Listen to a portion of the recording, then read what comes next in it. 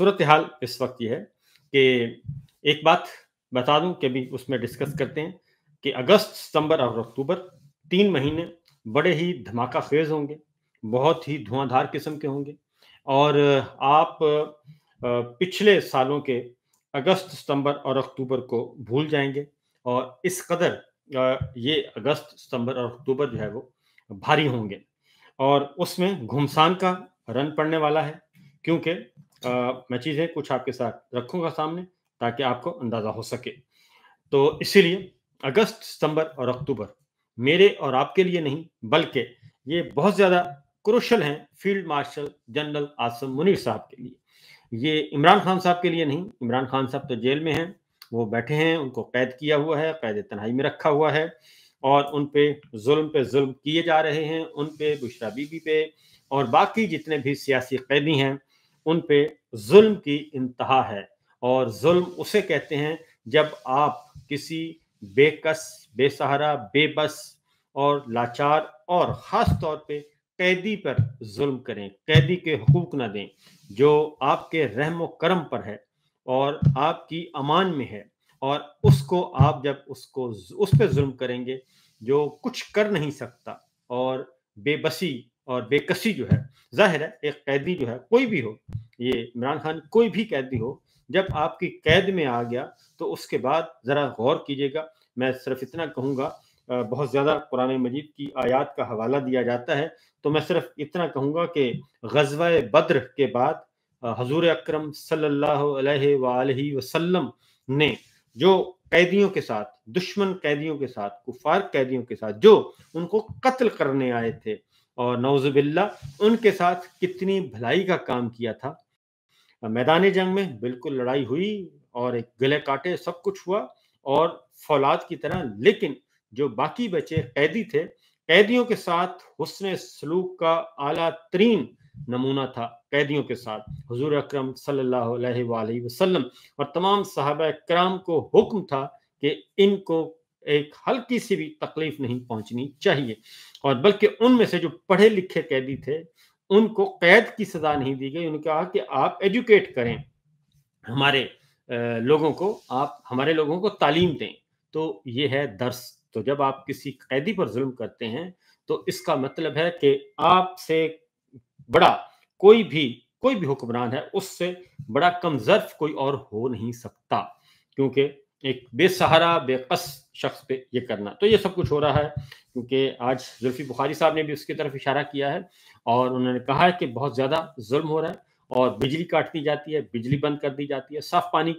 नहीं दिया जाता, और इवन वजू के लिए साफ पानी नहीं दिया जाता, वो भी गंदा पानी जाके रख लेते हैं और उसकी काफ़ी देर उसको नीचे रखा जाता है, फिर वो डस्ट बैठती है तो ऊपर से जो पानी बचता है उससे वजू किया जाता है। तो ये सूरत हाल हो रही है। तो इसलिए हो रही है कि इमरान खान साहब डील नहीं कर रहे। इमरान खान ने ये साबित कर दिया है कि वो डील नहीं करेंगे और डील नहीं कर रहे। वो डरते नहीं हैं, वो मौत से नहीं डरते, वो कैद से नहीं डर रहे, वो जुल्म से नहीं डर रहे, बल्कि सब कुछ बर्दाश्त कर रहे हैं। और इसीलिए हर रोज आपने देखा होगा, क्योंकि कल DGISPR ने कहा कि जनाब फौज को सियासत से दूर रखें, फौज सियासत में बिल्कुल इन्वॉल्व होती। तो मेरा ख्याल है, मैं कहता हूँ कि झूठ बोलने से बेहतर है बंदा खामोश रहे। क्यों ऐसे झूठ बोले जाते हैं और क्यों दुनिया में तमाशा बना जाता है? और इसलिए ऐसे झूठ नहीं बोलने चाहिए इंसान को, सफ़ेद झूठ जिसे कहते हैं, जिसके बारे में बच्चा बच्चा जानता है, पूरी दुनिया जानती है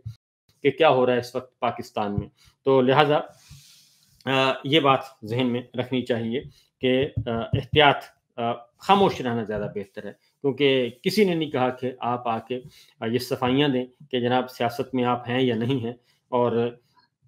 ये एक ख़तरनाक काम होगा। आगे बढ़ते हैं, क्योंकि उसकी वजह यह है कि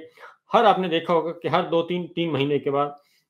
एक स्पेल आता है इमरान खान साहब के खिलाफ, इन सब के खिलाफ मुकदमात को रोक दिया जाता है और फिर बातचीत शुरू हो जाती है। और कल इस बात पे बहुत ज़्यादा जोर दिया गया कि जी हम किसी किस्म के मुज़ाकरात नहीं कर रहे इमरान खान के साथ, किसी किस्म के। तो इससे बड़ा झूठ हो नहीं सकता, इससे बड़ा सफ़ेद झूठ हो नहीं सकता कि इमरान खान से कोई किसी किस्म का कोई राब्ता नहीं हुआ। 1000 राब्ते हो चुके हैं अब तक इमरान खान के साथ जेल में, 1000 राब्ते हो चुके हैं और मुसलसल किए जाते हैं कि आप ہماری بات مان لیں اور ہم آپ کو رہا کرنے کے لیے تیار ہیں،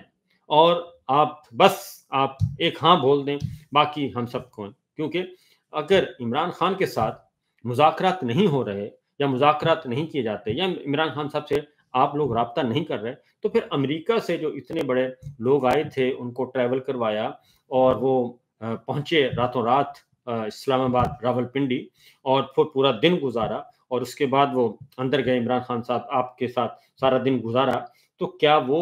امریکہ سے پکنک منانے آئے تھے وہ سارے لوگ؟ اور وہ تو سارے بتا چکے ہیں، ایون آپ کے جو تنویر صاحب ہیں وہ بتا چکے ہیں کہ میں ملاقات کر چکا ہوں، میں گیا تھا، میں بھی گیا تھا، اور ظاہر ہے اس کو تنویر صاحب کو کس نے بھیجنا تھا؟ تو تنویر صاحب کو آپ ہی نے بھیجا تھا، ڈی جی صاحب، اور آپ ہی اس کے روح رواں تھے، آپ ہی سب کچھ کنٹرول کر رہے تھے، اور اس میں کوئی شبہ نہیں ہے۔ اور اس لیے یہ کہنا کہ مذاکرات نہیں ہو رہے، پھر یہ کہ سابق گورنر شاہ فرمان صاحب کو کس نے بھیجا؟ وہ میں نے تو نہیں بھیجا، اور وہ بھی اسی لیے گئے تھے، اور وہ بھی شاہ فرمان صاحب بھی اور ان کے ہم خیال بھی جو ہیں وہ بھی اسی لیے بھیجے تھے، ان کو بھی اس لیے بھیجا تھا کہ جائیں جا کے بات کریں۔ اور پھر علیمہ خان صاحبہ سے اب تک کتنے لوگ مل چکے ہیں، بشرا بی بی کے ساتھ کتنے لوگ رابطہ کر چکے ہیں، اور جب اٹک میں عمران خان صاحب کو پکڑا تھا تو اس وقت کتنے لوگ کیا کیا آفرز کی گئی تھی۔ پھر 8 فروری کی رات عمران خان صاحب کے ساتھ جیل میں کون گیا تھا ملنے؟ محاذ سینئر آدمی گئے تھے، اور وہ گئے، اور اس کے بعد ان کے ساتھ بھی ان کے جونیئر سے ان کی بے عزتی کروائی گئی اور ان کو نشانہ بنایا گیا، ان کو دھمکیاں دلوائی گئیں، اور وہ ایک شریف آدمی ہیں اور وہ بولتے نہیں ہیں، تو ان کو کیا گیا۔ تو اس لیے یہ آپ نہ کہیں کہ آپ جی کسی قسم کے مذاکرات نہیں ہو رہے، آپ فکر نہ کریں، آپ کیوں گھبراتے ہیں؟ یقیناً وہ آپ بہت زیادہ ذرا ہمت پکڑیں، میں تو کہوں گا کہ آپ حیرت ہے کہ آپ ایسی جماعت سے ڈرتے ہیں جن کو آپ نے فارم 47 دیا ہوا ہے، خود جعلی فارم 47 دیے ہوئے ہیں، اور آپ ان لوگوں سے ڈر رہے ہیں، اور ان کے 2 بیان آ جاتے ہیں، آپ تھر تھر کانپنا شروع ہو جاتے ہیں۔ اور ابھی تو خواجہ آصف صاحب نے علل اعلان کہہ دیا کہ جی ہائیبرڈ نظام ہے، غیر آئینی نظام ہے، اور سب کچھ ہے، تو اس کے بعد تو پیچھے کچھ رہ ہی نہیں جاتا کہ آپ سیاست میں بھی کر رہے ہیں اور مذاکرات عمران خان کے ساتھ رابطے بھی کر رہے ہیں، ادھر سے پریشر آتا ہے تو آپ کو سٹیٹمنٹ دینا پڑ جاتا ہے۔ تو ایسی باتیں کرنے کی ضرورت نہیں ہے، ایسی باتیں کرنے کا فائدہ کوئی نہیں ہے، بس آپ جس کام پہ لگے ہیں وہ لگے رہیں، اور کیا ہو سکتا ہے۔ باقی بھل صفائی آپ نے کہا کہ کل کہ جی آپ نے بھل صفائی بھی کی ہے ذاتی طور پہ، تو بھل صفائی کے لیے میں آپ کو بتا دوں، بھل صفائی کہتے ہیں جی نہروں کے اندر جو نیچے مٹی جم جاتی ہے نا، اس کو صاف کرنے کو بھل صفائی کہتے ہیں، عام عرف عام سب کو، تاکہ کس کو نہیں پتا تو بھل صفائی جو ہے جی، میں یہ آپ کو بتا دوں کہ ہر ضلع میں، ہر تحصیل میں ایک محکمہ نہر ہے، ہر محکمہ نہر میں ہر ضلع میں ایک ایکسین ہوتا ہے، اور تحصیل میں پھر آگے نیچے ایس ڈی او ہوتا ہے، سب ڈویژن آفیسر کہتے ہیں، اس کے نیچے پھر سب انجینئرز ہوتے ہیں، اور اوورسیئر جن کو کہا جاتا ہے، پھر ان کے نیچے میٹ اور بیلدار ہوتے ہیں۔ تو میٹ اور بیلدار اور سبھی یہ اوورسیئرز کا کام ہوتا ہے کہ وہ نہروں کو صاف ستھرا رکھیں، نہروں کے رائٹ لیفٹ پہ درختوں کی برقرار رہیں، چاہے درخت لگنے چاہیے، ان کے مڈ جو ہیں وہ سلامت رہیں، تو یہ سارے کام ان کے ہوتے ہیں۔ یہ بیلدار کا کام ہے، بیلدار اور میٹ کا کام ہے، یہ آپ کا کام نہیں ہے، اور نہروں کی صفائی کرنا یہ ان کو کرنے دیں۔ اس لیے یہ سارے کام آپ یہ کہتے ہیں کہ جی آپ نے بھل صفائی کی ہوئی ہے، تو پھر آپ نے یہ بھی کہا کہ بجلی کے میٹر آپ نے کہا تھا، تو بجلی کے میٹر بھی اس میں بھی ایک ایکسین ہے ہر ضلع میں، نیچے ایس ڈی او ہوتے ہیں، نیچے سب انجینئر ہوتے ہیں، وہ سارے لائن مین ہوتا ہے، پھر آگے ان کے بھی ہوتے ہیں سارے کے سارے عملہ ہوتا ہے، تو ان کے کام ہیں یہ سارے کرنے والے، آپ یہ کام نہ کیا کریں۔ تو اس لیے یہ ساری صورتحال جو ہے کہ یہ بالکل ایسے ہی ہے کہ ہر کام میں نے کرنا ہے، تو ہر کام جب میں کروں گا، ادھر بیٹھا ہوں، کیونکہ میں ادھر بیٹھا ہوں، پروگرام کر رہا ہوں اور سارا کچھ کر رہا ہوں، اگر میں کہوں کہ میں نے سارے کام میں نے ہی کرنے ہیں تو میں کچھ بھی نہیں کر سکوں گا، اور میں نہ اپنا پروگرام کر سکوں گا، نہ میں اچھا ریسرچ کر سکوں گا، نہ میں یہ لائٹس جو لگی ہوئی ہیں میرے سامنے اسٹوڈیو میں یہ کر سکوں گا۔ تو ہر کسی کا کام ہے، کیمرہ مین کا کام وہ کرے گا، جو لائٹنگ ہے وہ لائٹ مین کرے گا، یہ سارے کام ان کے کرنے کے ہیں۔ اس لیے آپ صرف اپنا کام کریں جناب، آپ اپنا کام کریں، آپ کا کام ہے ڈیفنس اور ڈیفنس اور سرحدوں کی حفاظت کرنا، پاکستان کی جغرافیائی سرحدوں کو فول پروف سیکورٹی دینا، جیسی امریکہ کی ہے، برطانیہ کی ہے، یورپ کی ہے، ترقی یافتہ ملکوں کی ہے، کیونکہ آپ کوئی عام ملک نہیں ہیں، آپ ایک اسلامی جمہوری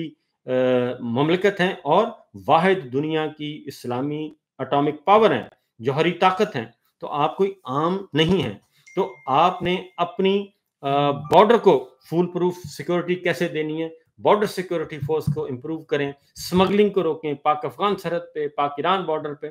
یہاں ان چیزوں کو آپ کریں، اور پھر یہ ہے کام اصل میں کرنے کا۔ تو کریڈٹ لیں، آپ اپنے فیلڈ کا لیں، کیونکہ آپ نے دیکھا یہ ماضی میں بھی ہوتا رہا ہے، اور یہ اس لیے ماضی کے جتنے بھی ڈکٹیٹرز تھے وہ اس لیے فلاپ ہوئے ہیں کہ وہ کوئی سسٹم نہیں دے سکے۔ جنرل ایوب خان 11 سال رہے، کوئی سسٹم نہیں دے کے گئے پاکستان کو، اور جب وہ گئے ہیں تو وہ ایک لولے لنگڑے اور انتہائی کرپٹ شخص کو، کرپٹ جرنیل تھا جو موسٹ کرپٹ تھا یحییٰ خان، اس کو اقتدار اس کے حوالے کر کے چلے گئے، اور اس نے پھر جو گل کھلایا وہ ساری عمر جو ہے وہ پاکستان کے لیے ایک داغ ہے، داغ۔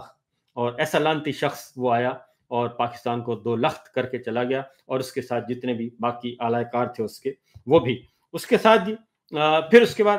کوئی سسٹم نہیں دے کے گئے، پاکستان دو لخت ہو گیا، اور اچھا خاصا ہنسا بستہ متحدہ پاکستان جو دو ٹکڑے ہو گیا۔ اس کے بعد ضیاء صاحب آئے، 11 سال رہے، تو 11 سال رہنے کے بعد ضیاء صاحب بھی کوئی سسٹم نہیں دے کے گئے۔ 11 سال کوئی میٹر کرتا ہے جی، آپ حکمرانی کرتے ہیں، تو وہ کوئی سسٹم نہیں دے کے گئے، اور وہ جیسے ہی C-130 کا حادثہ ہوا تو اس کے باقی سب کچھ بلینک تھا، کچھ بھی نہیں تھا، اور ٹامک ٹوئیاں مار رہے تھے سارے، اور ایسے ہی تھا جیسے دوبارہ سے سب کچھ اجڑ گیا ہے، اب جلدی جلدی کیا کیا کرنا ہے، کیا ٹھیک کرنا ہے، کیا نہیں کرنا۔ تو ضیاء صاحب بھی سسٹم نہیں دے کے گئے، بلکہ وہ سیاسی جماعتوں کو کرش کر کے گئے تھے، اور غیر جماعتی بنیادوں پہ 1985 میں انتخابات کروائے تھے، اور اس کا حشر ہم نے دیکھ لیا، اور پھر اپنے ہی سسٹم کو انہوں نے گرا دیا۔ 1985 میں انہوں نے اپنا سسٹم بنایا، خود بنایا، اور یہ اسی طریقے سے فارم 47 تقسیم دیے، غیر جماعتی بنیادوں پہ تقسیم کیے تھے۔ جناب کوئی جماعت نہیں ہوگی اس دفعہ، تو آپ نے تو صرف پاکستان تحریک انصاف کو ٹارگٹ کیا ہے، انہوں نے ساری سیاسی جماعتوں کو آؤٹ کر دیا تھا۔ انہوں نے کہا کہ ہوگی نہیں، کیونکہ اس کا مقصد تھا کہ اگر میں جماعتی بنیادوں پہ کراؤں گا تو پیپلز پارٹی جیت جائے گی، اور پیپلز پارٹی کو آنے نہیں دینا، تو انہوں نے کہا کہ غیر جماعتی بنیادوں پہ کروا دیں، تو غیر جماعتی بنیادوں پر الیکشن کروایا 1985 کا، اور اس کے بعد اپنی پسند کا سارا نظام بنایا، لیکن وہ 2.5 سال بھی نہیں چل سکا، اور اپنے ہی ہاتھوں سے آپ نے اپنے وزیر اعظم محمد خان جنیجو مرحوم کو فارغ کر دیا، اور اس کے بعد اس کے کچھ ہی عرصے کے بعد C-130 کا حادثہ ہوا، اور آپ بھی اللہ کو پیارے ہو گئے اور شہید ہو گئے، پوری فوجی قیادت ہماری شہید ہو گئی، سینئر موسٹ جرنیل جو ہیں یہ، اور اس کے بعد سیاسی جماعتوں کو توڑتے 11 سال گزر گئے۔ اس کے بعد پھر سیاسی جماعتوں کو بنانا شروع کر دیا، IGI، پھر جلدی IGI بنائی، کیونکہ پیپلز پارٹی کا تو موجود تھا سٹرکچر سارے کا سارا، اور متبادل جماعت کوئی نہیں تھی، پھر جلدی IGI بنائی گئی، اور IGI بنا کے تو سارے انڈوں کو اس میں رکھ دیا گیا، اور اس کے بعد پھر نیا، تو اب جو ہے اس کے بعد اب مشرف صاحب آئے، مشرف صاحب بھی کوئی سسٹم نہیں دے کے گئے، انہوں نے سیاسی جماعتوں کو ڈسمنٹل کیا، جو مضبوط سیاسی جماعتیں تھیں پیپلز پارٹی نون لیگ، ان کو ڈسمنٹل کیا، اور ان کی جگہ پہ کاف لیگ بنا دی، اور وہ بھی کاف لیگ بھی ظفر اللہ جمالی صاحب 1 سال 1.25 سال بھی نہیں چل سکے، اپنے ہی وزیر اعظم کو انہوں نے فارغ کیا، اور اسی خدشے کے پیش نظر کہ امریکہ سے پتہ نہیں کیا ڈیل کر کے آئے ہیں، کیوں علیحدہ سے ملاقات کر کے آئے ہیں اور معاملات، تو ان کو بھی فارغ کر دیا ظفر اللہ جمالی صاحب اپنے ہی ہاتھوں سے، اور پھر شوکت عزیز صاحب کے ساتھ باقی وقت گزارا، تو وہ بھی گئے ہیں، تو کوئی وہ سسٹم ان کے پاس بھی نہیں تھا، وہی گئے اور ساتھ ہی کاف لیگ بھی تتر بتر ہو گئی، اور وہ کاف لیگ گئی، اور اب اس کا وجود ہی نہیں ہے، اور وہ سارے کے سارے انڈے جو ہیں بکھر گئے، اور اس کے بعد پھر دوبارہ سے آئے، اور اب پاکستان تحریک انصاف کے ساتھ اب وہی تجربہ کیا جا رہا ہے، کیونکہ آپ کے پاس کوئی سیاسی جماعت آپ کے پاس ہے نہیں، تگڑی سیاسی جماعت جو کہ مقابلہ کر سکے، آپ نے جو بنائی تھی وہ ڈسمنٹل ہو چکی ہے، وہ فارغ ہو چکی ہے، عوام نے اس کو فارغ کر دیا، کیونکہ انہوں نے جو ڈیل پہ ڈیل جو کی، NRO لیا، اور اس کے باوجود یہ سارے کا سارا فینومینا چینج ہو گیا، ہمارا کلچر، پولیٹیکل کلچر چینج ہو گیا 8 فروری 2024 کو، یہ سارا کچھ کیا گیا، اور اس کے بعد کچھ نہیں تھا، اور اسی طریقے سے جنرل باجوہ کے ساتھ کوئی پلان نہیں تھا کہ انہوں نے تحریک عدم اعتماد اور رجیم چینج آپریشن اور سائفر یہ سارا کچھ پلان کر لیا، لیکن ان کے پاس بھی کوئی پلان نہیں تھا، ناکام ہو گئے، جو وہ چاہتے تھے نہیں کر سکے، اور اب پھرتے ہیں، اور جناب کبھی کہیں اور کبھی کہیں، یہ صورتحال ہے۔